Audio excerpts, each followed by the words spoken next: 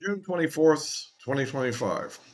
Well, it looks like maybe we're on the verge of wrapping up the war here. We'll know a little bit more. This will be I'm recording it the evening before, but and we're waiting in the last minutes to see if the ceasefire that Trump has negotiated will really hold or not. I guess we can hope that it does.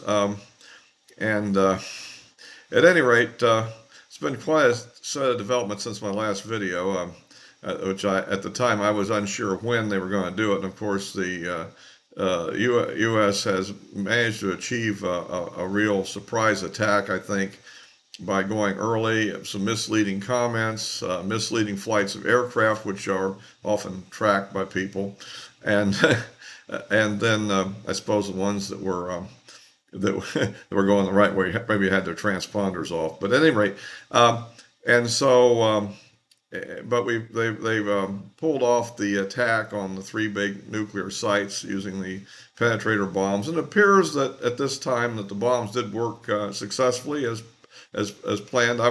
People had their doubts about how well it would work, but they did use the technique I was arguing for, is putting one in and then shooting another one in the same hole, and they're that accurate. They can do it and achieve enough penetration to get into the main complex below. Of course, there'll be some doubt, I guess, as to, and we'll find out in the long run, because if they are able to get their centrifuges going again, they would show up, I think, by our national technical means, as they say, due to electromagnetic signature.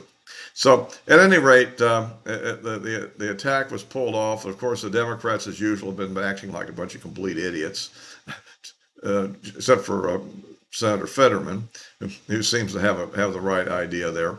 But to me, it would be absolutely absurd to not go through with the attack at this point, given that we essentially greenlit apparently the Israeli Operation Rising Lion, and uh, I mean, if we didn't prevent that from happening early on, it seems to me like the not finishing this off would be kind of absurd. And so, where are we really, therefore? I mean, I do listen to things like the Judge Napolitano's ongoing things. I kind of snicker sometimes. I think the latest one was a little bit more sober. Uh, with Scott Ritter, he either spews anti-Israel venom at times. At this time, he was actually pretty rational, I thought, overall. Um, and I think that, of course, both sides have paid a heavy price. I think Iran has paid a much heavier price in this. And, because when you look at the outset of this whole thing, the war really started on October the 7th of 2023 with the attack from Gaza, which was orchestrated and planned by the Iranian Revolutionary Guard Corps and carried out by Hamas. And it went bad for Iran because systematically all their surrogates took the lead and got pummeled, including Hezbollah in Lebanon. Then for whoever organized the fall of Syria, I thought it was Turkey. Somebody said maybe it wasn't Turkey. Was it the U.S. CIA? I don't know who did that, but somebody did, and it fell.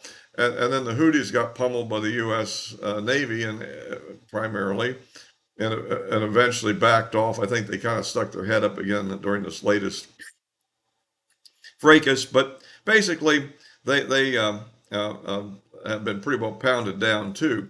So finally, it was Iran's turn, and they got it pretty bad. So we'll see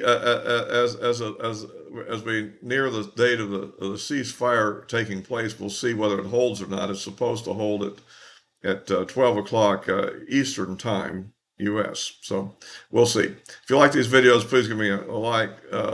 Click the bell for notifications, and you can subscribe. Well, the other way around, actually. Or you can follow me on Rumble. Yeah, so this is my general thought on this thing.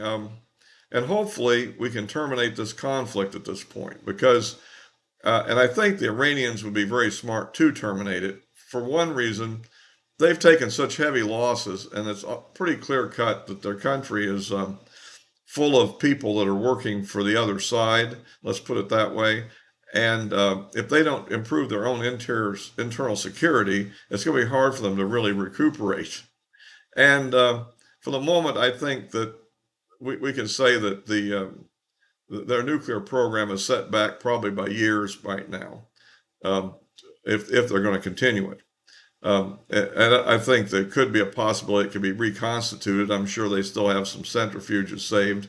They were bringing something out of Fordor uh, uh, uh, complex there the other day with those trucks.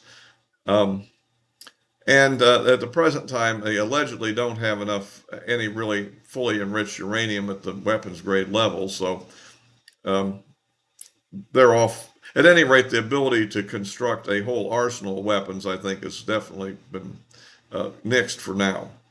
And so the real question going forward on them, I believe, will be do they negotiate a deal in which they receive enriched uranium from outside, probably Russia, and in return for that, they would give up internal processing. Uh, will they agree to some sort of agency coming in and inspecting all their sites and have total access? You know, my guess is no. I think that they're probably, but what I think their strategy probably will be to, I would think, stand down now and avoid any more bombardment. Let things stabilize their regime because, you know, they don't want to have a situation where there's an internal rebellion of the people against the regime. And right now, maybe because of the attacks from outside, U.S. and Israel, that maybe the people have actually rallied around the flag, if you will. I mean, we'll see about that. But that's probable, I think. And so they need to stabilize their regime. They need to hunt, from their point of view, not what we're wanting, but from their point of view, they need to hunt down all the spies and traitors within the country and try to establish some interior security. I mean, all these key people were all hunted down.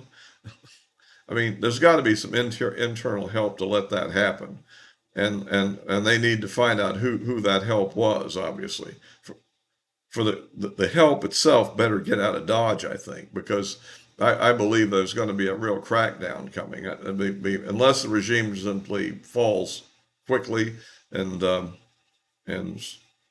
maybe violently, so to speak. And you know, you can talk about that, but I think the U.S. wants to kind of get in this conflict at this level, and I even think the Israelis do too. I think they've suffered a lot of damage. I think they feel that they've achieved the goal that they set to set back the nuclear program. So, and that'll be interesting to see, after all, how it all turns out, how many missiles actually got through.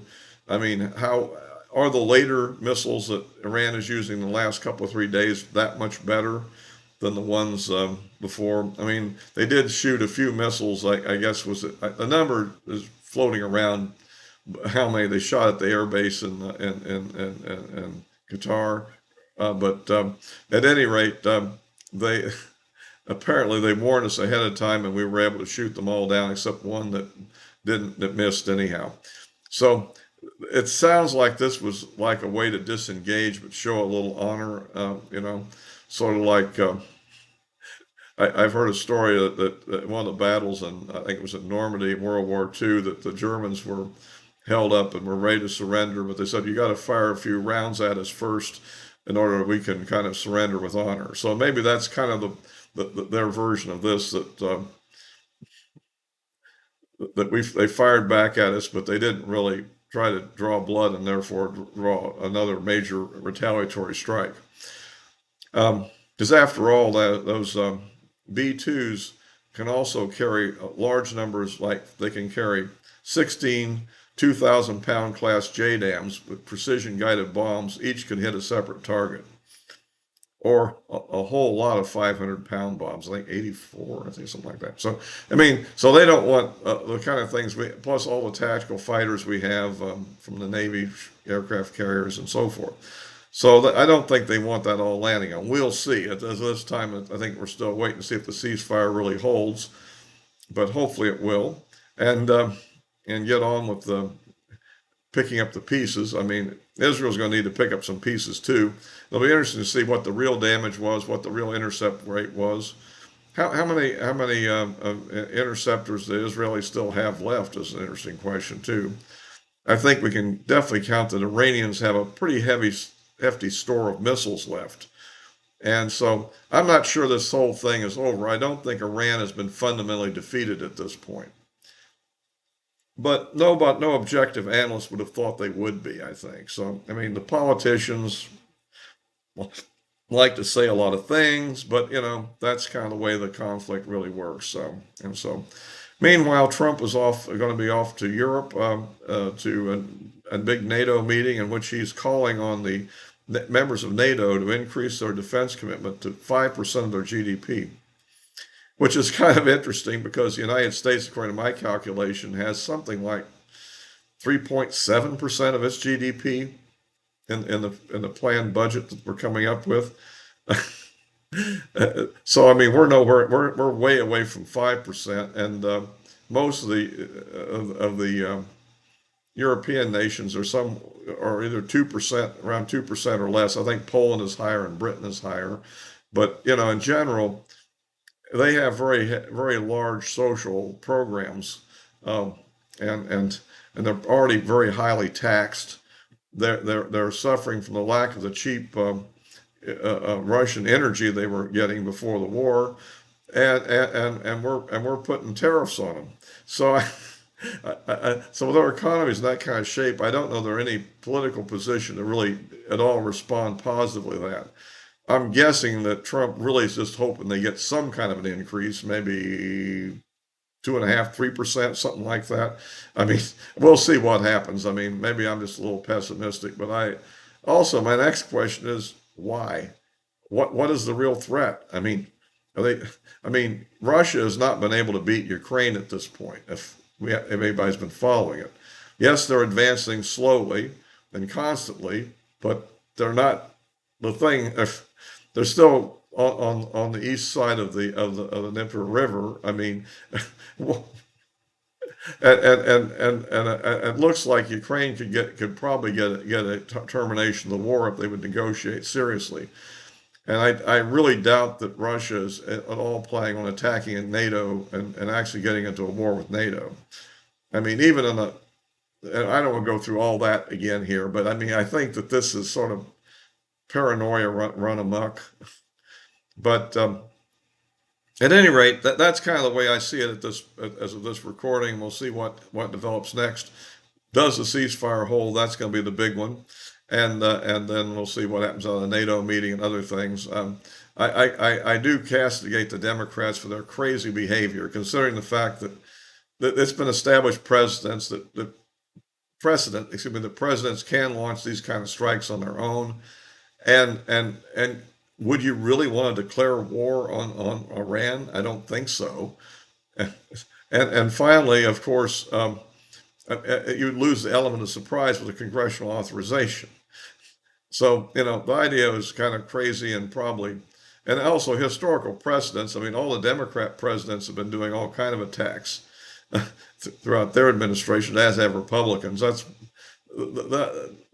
Basically, only the really major initiatives like the invasions of Afghanistan and Iraq were actually authorized, and how did they turn out?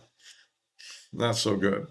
But that's a whole other story too we could get into, but I don't want to delve into it today. So let's hope for peace here. And as always, I'll be posting this on YouTube and Rumble, and you can follow me on my social media accounts, which are listed in the description below. So I'll be wrapping this one up for now.